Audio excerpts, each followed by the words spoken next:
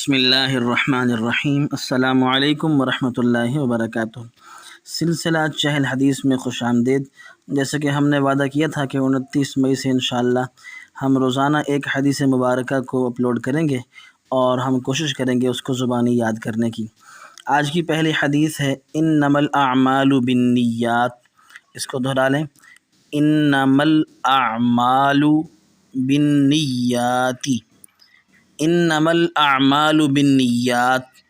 نبی کریم صلی اللہ علیہ وسلم کے اس فرمان کا ترجمہ ہے سارے عمل نیت سے ہیں، یعنی اچھی نیت سے عمل اچھا بن جاتا ہے اور بری نیت سے عمل برا ہو جاتا ہے۔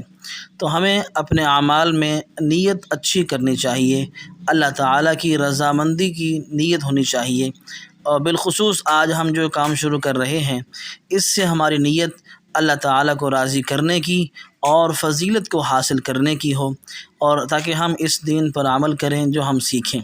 ایسے ہی ہر کام، چاہے خواتین گھر میں کام کرتی ہیں یا مرد کوئی کام کرتے ہیں، کچھ کماتے ہیں، نیت صرف اللہ تعالیٰ کو راضی کرنے کی ہوگی۔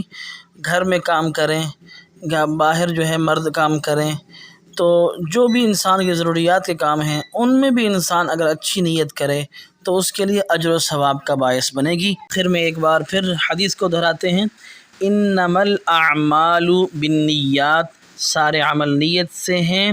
انشاءاللہ پھر ملتے ہیں اگلی حدیث کے ساتھ کل۔ اپنا خیال رکھیے۔ السلام علیکم ورحمۃ اللہ۔